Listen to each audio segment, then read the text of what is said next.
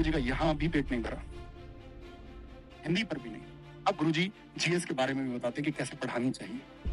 कुछ नहीं आया, फोटोज है। फिर मैं बोल रहा हूँ पब्लिकली जाएगी, आपके पास जाएगी। इतनी कंट्रोवर्सी पता है क्यों होती है? ये आप लोगों को मजा आता है। मुझे प्रति उत्तर देना पड़ रहा है भाई। मैं समझता था मैंने एक वर्ग तैयार करा है, तो सच पता है, प्रति उत्तर देना पड़ेगा इन चीजों का। क्या गुरुजी ऐसा समय आ गया कि अब हम इस तरह से चीजों को करेंगे? अभी तो बोला होता तो आप समझ जाते मेरा व्यवहार ऐसा है कि मैं व्यक्तियों की बुराई करता हूँ, मेरी बुराई ठीक है। फिर गुरुजी जीएस पर आते हैं कि ये तो जीएस का कंटेंट किसी का चुराते हैं, नाम ले देते हैं अंकित चौधरी सर का, तो उनको लात मार के निकाल दे। गुरुजी शोभा वाले शब्द हैं। अंकित चौधरी सर से मेरी आज भी बात होती है। 15 अगस्त मेरे पास मैसेज है। 15 अगस्त को मेरी हिंदी की मैराथन थी, तो उनका एक इवेंट होना था। मैंने मैसेज किया गुरुजी को, गुरुजी मेरा इवेंट है, बच्चे जुड़ रहे हैं, अट्रैक्ट होंगे। ठीक है जी, मैं इसको शाम कर लेता हूँ। आपको गुरुजी कोई आधार था इस बात का कि मैं उनका कंटेंट चुराता हूँ? उनके आपको पता भी है वो कौन से विषय पढ़ाते हैं, मैं कौन से विषय पढ़ाता हूँ जीएस में? उनके विषय ज्योग्राफी और इकोनॉमिक्स है। मैंने आज तक जीवन में ज्योग्राफी और इकोनॉमिक्स नहीं पढ़ाई। पढ़ाई होती तो कम से कम तो कहते आप कि हाँ यार मैंने कॉपी कर लिया किसी को। पूरे YouTube पे अगर सिंगल वन पर्सन ये कह दे कि मैंने ये कंटेंट इस किताब से एज इट इज पर्सन लिए होंगे, मैंने किताबों से कवर करने के लिए, मैंने गुरुजी कभी कंटेंट ऐसे नहीं उठाया कि इसकी इस क्लास से खुद अपने दम से प्रयास करके बच्चों से बोलता था एक्सपेक्टेड।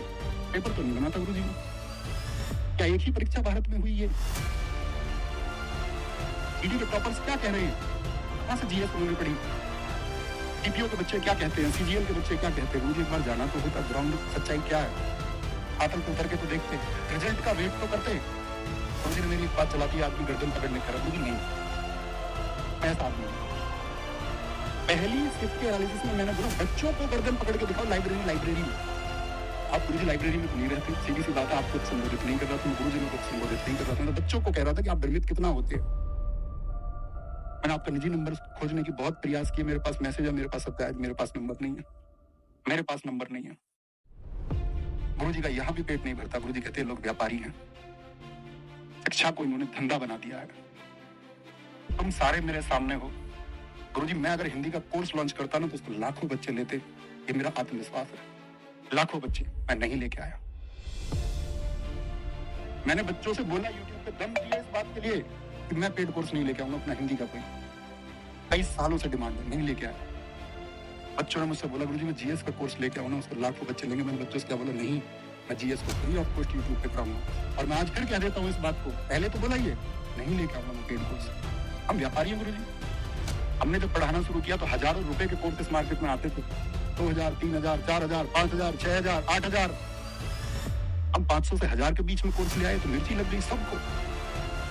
आज जो आप कोर्स देखते होंगे ये ऐसे ही नहीं आए हैं धरातल पे, लाए गए। यूं ही नहीं आ जाते हैं बाजार में, गिरावट यूं ही नहीं आ जाती, लाई जाती। इतने हजार बच्चों के साथ 4,53,000 का डेटा बोला, 33,000 बच्चों को फ्री एडमिशन। कभी दोबारा बैच लेगा, हमने एक भर्ती के लिए 4 बैच नहीं बेचे गुरुजी। एक भर्ती के लिए 1 बैच, 3 साल पेपर में तो 5 में तो दोबारा कोई बैच लाएंगे, पहले वाले बच्चों को फ्री मिलेगा। आगे 2.2 आया सबको फ्री दिया, 3.2 आता तो पहले फ्री देते सबको। नहीं था समय नहीं लेके आए कोर्स। एचयूपी पुलिस का कोर्स लेके आते तो क्या बच्चा हम पे भरोसा करके, मैं ये कहता हूँ लाखों बच्चे उस कोर्स को ले लेते। बेशक हम उनसे 30 दिन का प्रॉमिस करते, लेकिन नहीं किया झूठा प्रॉमिस। वही इतने समय में तो सिर्फ रिवीजन हो सकता है, और रिवीजन के लिए कुछ कक्षाएं चल सकती है, यही सच्चाई है। आप गुरुजी अपना सच में अवलोकन करके देखना, आप हिंदी कितने रुपए में पढ़ाते हैं पेड कोर्स में पैसे लेके? क्या हिंदी जैसे विषय के लिए इतने पैसे लेने सही है? तो उसको फ्री नहीं पढ़ाया जा सकता, विचार करिए। और दम चाहिए इस तरह बोलने के लिए, जैसे मैंने बोला है, बोलना अनाउंसमेंट आके मैं कभी भी पेड कोर्स नहीं लेके आऊंगा। इसके लिए जिगर चाहिए।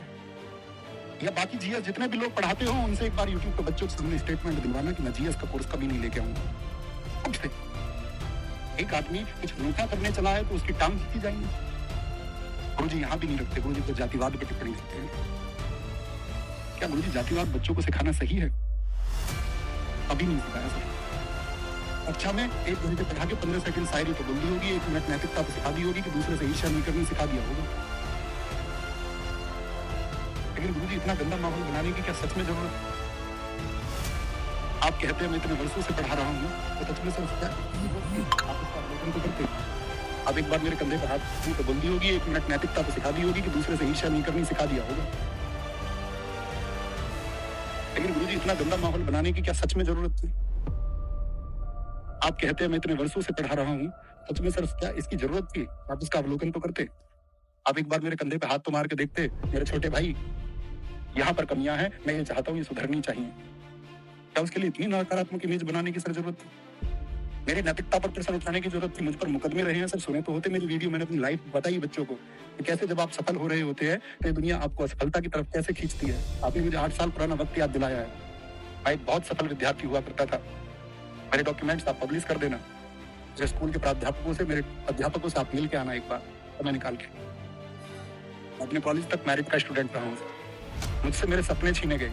मैंने बच्चों से बोला कि दुनिया तुमसे तुम्हारे सपने छीने भी, तुम्हारे बारे में नकारात्मकता फैलाई। मैंने तब बताया सर उनको कि मेरे खिलाफ ऐसी साजिशें की गई कि हमारे गांव की 30 साल पुरानी रंजिश पर चलते हुए मुझसे झूठे मुकदमे लिखे गए।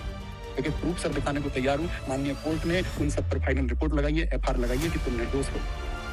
और मैं किसी बड़े घराने का बेटा नहीं था कि कोर्ट निर्दोष बता दे। बड़े से बड़े मुकदमे मेरे पिताजी किसान, और अंतिम रूप से सत्य की विजय होती है। गुरुजी यहाँ भी नहीं रुकते। गुरुजी कहते हैं मेरे अंदर क्रोध है। गुरुजी आप हिंदी के अध्यापक हैं, स्थायी भाव होते हैं, हर व्यक्ति के अंदर होता है। मुझे खराब नहीं लगेगा कि आप मेरे बारे में कुछ बोलेंगे या अभी आप सुनेंगे तो आपको खराब नहीं लगेगा, क्योंकि मैंने सब कुछ सत्य बोला है। तो झूठ कितना बुरा लगता होगा अगर सच खराब लग सकता है। तमाम वीडियो आएगी मेरे भाई, क्या क्या कहा ना जाने, कितनी बातें हैं कि मैं इको गार्डन के टाइम पे भाग गया। प्रूफ देखोगे तो हो जाओगे। अरे 4 पुलिस वाले आ गए।